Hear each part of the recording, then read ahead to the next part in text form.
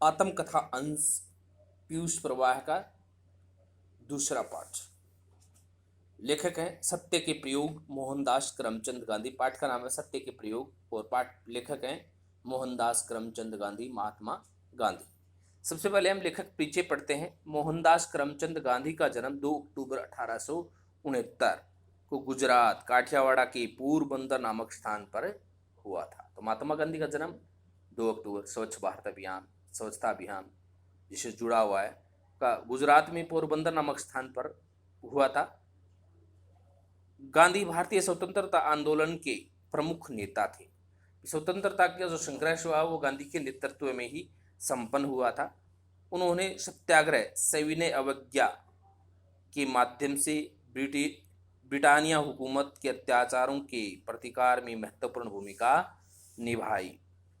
उनके सत्याग्रह की नींव अहिंसा सिद्धांत पर आधारित थी कि उनका जो सत्याग्रह होता था वो मार काट में विश्वास नहीं करते थे। वो हमेशा अहिंसा की, किसी के दूसरे को मार करके, छीन करके, लड़ाई झगड़ा करके अगर हमें स्वतंत्रता प्राप्त होती है तो उस ऐसी स्वतंत्रता हमें नहीं चाहिए। दूसरे के अधिकारों का हनन करके अगर कोई आज़ादी हमें मिलती है तो वो आज़ादी हमारे किसी काम की नहीं है, ऐसा उनका विचार था। आज पूरा संसार उन्हें महात्मा गांधी के नाम से जानता है कि मोहनदास करमचंद नाम से उसको बहुत कम लोग जानते हैं, महात्मा गांधी के नाम से उससे लोग जानते हैं।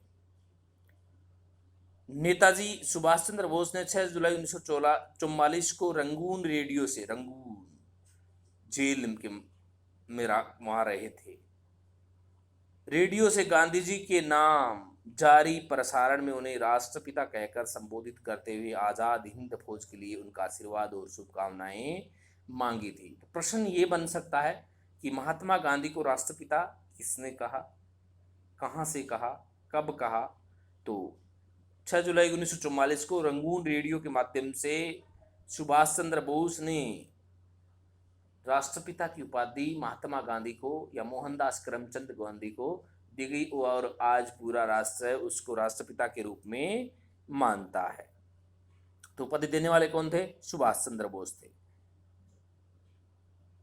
देश में प्रतिवर्ष उनका जन्मदिन दिवस गांधी जयंती और विश्व में अंतर्राष्ट्रीय अहिंसा दिवस के रूप में मनाया जाता है। इनका निधन 30 जनवरी 1948 को नाथूराम गोडसे ने गोली मार करके किया था।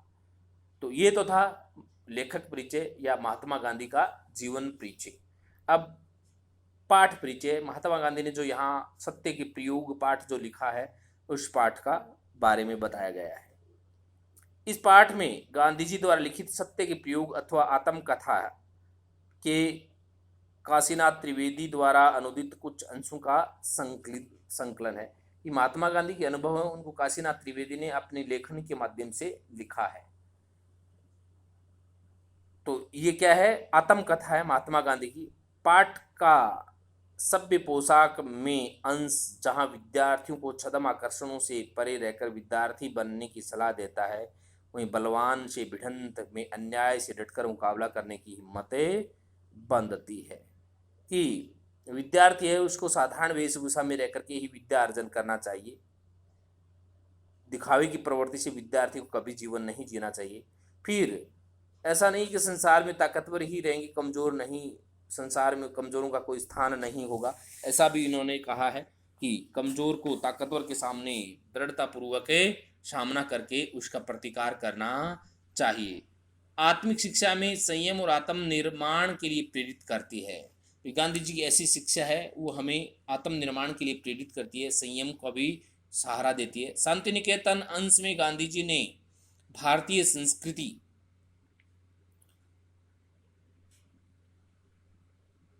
भारतीय जीवन मूल्यों से ओतप्रोत संस्कार, सहयोग व समरसता से साक्षात्कार कराया है। तो खादी का जन्म में स्वावलंबन एवं स्वदेश की महत्ता उजागर हुई है। इस प्रकार गांधी जी की आत्मकथा हमें सात्विक एवं सार्थक जीवन जीने के लिए प्रेरित करती है। कि गांधी जी हैं वो हमें स्वच्छ जीवन, सात्विक भारतीय संस्कृति के अनुरूप जीवन जीने के लिए क्या करते हैं?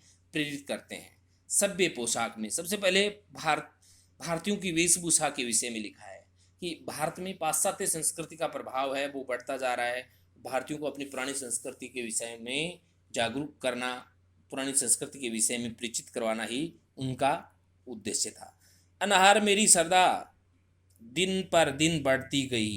अनाहार की मैं ज़्यादातर भूखा ही रहने लग गया, क्योंकि भूखा रह करके ही कार्य किया जा सकता है। भोजन करने के बाद में आलस्य चारों ओर मंडराने लगता है, तब कार्य नहीं किया जा सकता। साल्ट की पुस्तक ने आहार के विषय में अधिक पुस्तकें पढ़ने की मेरी जिज्ञासा को तीव्र बना दिया।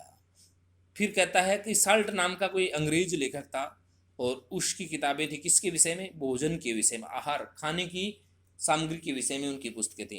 क्योंकि भारतीय लेखकों ने, भारतीय राइटरों ने कभी भी आहार के विषय में पुस्तकें ज़्यादा नहीं लिखी हैं। नाम मात्र की पुस्तकें ही आपको मिलेंगी, लेकिन अंग्रेज जो लेखक थे उनकी अनेक पुस्तकें हैं जो भोजन के विषय में लिखी गई हैं। और उनमें से एक नाम यहाँ महात्मा गांधी ने, साल्ट की पुस्तक ने आहार के विषय में अधिक पुस्तकें पढ़ने की मेरी जिज्ञासा को तीव्र बना दिया। जितनी पुस्तकें मुझे मिली मैंने खरीद ली और पढ़ डाली। उनमें हार्वर्ड विलियम्स की आहार नीति नामक पुस्तक में अलग अलग युगों के ज्ञानियों, अवतारों और पैगंबरों के आहार का और आहार विषय उनके विचारों का वर्णन किया गया है। कि मेरे को जितने भी आहार, भोजन के विषय में, भोजन की प्रणाली के विषय में जितनी भी पुस्तकें मिली, मैंने वो सारी पुस्तकें खरीदी और उन सारी पुस्तकों को मैंने पढ़ लिया। पाइथागोरस, ईसा मसीह इत्यादि को उसने केवल अनाहारी सिद्ध करने का प्रयत्न किया कि इन्होंने भोजन को कभी त्यागा ही नहीं। डॉक्टर मिसेज एना किंग्सफर्ड की उत्तम आहार की रीति नामक पुस्तक भी आकर्षक थी और उनमें एक पुस्तक आहार से संबंधित थी, किसकी? मिसेज किंग्सफर्ड की। साथ ही डॉक्टर एलिनसन के आरोग्य विषयक लेखों ने भी इसमें अच्छी मदद की। वे दवा के बदले केवल आहार के हेर फेर से ही रोगी को निरोग करने की पद्धति का समर्थन करते थे कि दवाई खाने की कोई ज़रूरत नहीं, भोजन के क्रम को परिवर्तित कीजिए। अगर आप किसी कारण से बीमार पड़ते हैं तो कहीं ना कहीं आपकी भोजन के उसमें खाने पीने की वस्तुओं का बहुत बड़ा योगदान रहता है बीमारी में और स्वस्थ होने में। तो आप जिस भोजन को ग्रहण कर रहे हैं उस भोजन को परिवर्तित कीजिए, समय परिवर्तन कीजिए, भोजन खाने का तरीका चेंज कीजिए, उसके माध्यम से आप स्वस्थ हो सकते हैं।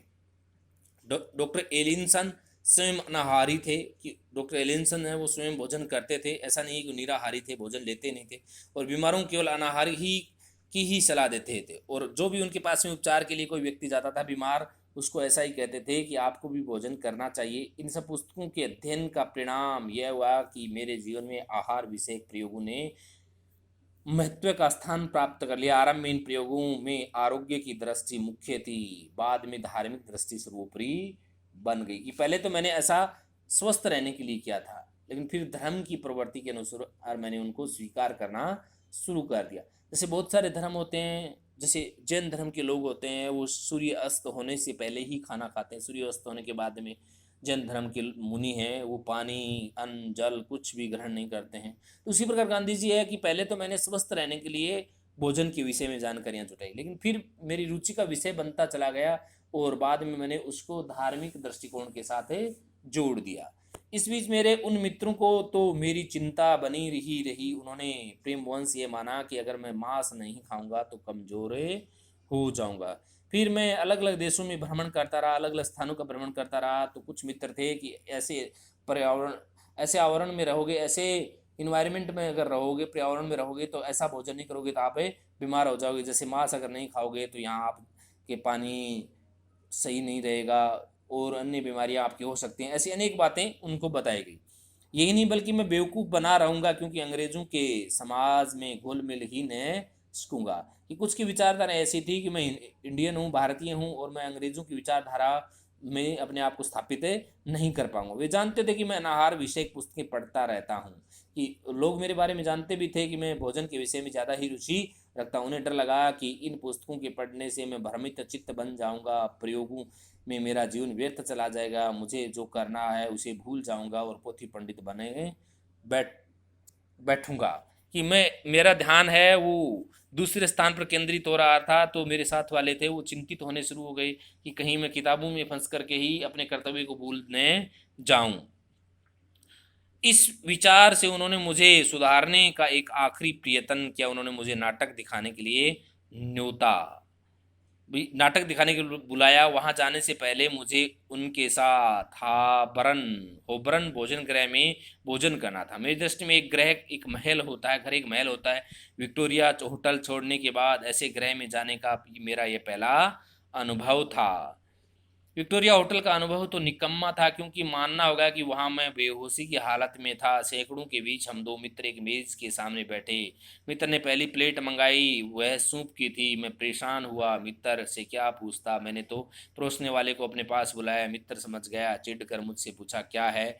मैंने धीरे से संकोचपूर्वक कहा, मैं जानता हूँ कि इसमें मांस है या नहीं, मैं जानना चाहता हूँ कि इसमें मांस है या नहीं। ऐसे गृह में यह जंगलीपन नहीं चल सकता। अगर तुम्हें अब भी यही किचकिच करनी हो तो तुम बाहर जाकर किसी छोटे से भोजन गृह में खा लो और बाहर ही मेरी राह देखो। मैं इस प्रस्ताव से खुश होकर उठा और दूसरे भोजनालय की खोज में निकला। पास ही एक अनाहार वाला भोजन गृह था, वह बंद हो चुका था। मुझे समझ न पड़ा कि अब क्या करना चाहिए। मैं भूखा रहा। हम नाटक देखने गए। मित्र ने उक्त घटना के बारे में एक भी शब्द मुंह से न निकाला कि भोजन के विषय में दोबारा चर्चा न की। मेरे पास तो कहने को था ही क्या, लेकिन यह हमारे बीच का अंतिम मित्र युद्ध था। आज उसके बाद हमारे बीच में कभी विवाद ही नहीं हुआ, न हमारा संबंध टूटा, न उसमें कटुताई। उनके सारे प्रयत्नों के मूल में रहे हुए प्रेम को मैं पहचान सका। इस कारण विचार और आचार की भिन्नता रहते हुए भी उनके प्रति मेरा आदर बढ़ गया। पर मैंने सोचा कि मुझे उनका डर दूर करना चाहिए, कि मेरे प्रति उनके मन में जो शंकाएं हैं उन शंकाओं को मेरे को दूर करना चाहिए। मैंने निश्चय किया कि मैं जंगली नहीं रहूँगा, कि मैं निम्न विचारधाराओं को नहीं पालूंगा, सभ्य के लक्षण ग्रहण करूंगा और दूसरे प्रकार से समाज में समरस होने योग्य बनकर अपनी विचित्रता को छिपा लूंगा। मैंने सभ्यता सीखने के लिए अपने सामर्थ्य से परे का और छिछला रास्ता पकड़ा। विलायती होने पर भी बम्बई के कटे सिले कपड़े अच्छे अंग्रेजी समाज में शोभा न देंगे, इस विचार से मैंने आर्मी और नेवी स्टोर में कपड़े सिलवाए। 19 शिलिंग का उस जमाने की लिहाज से तो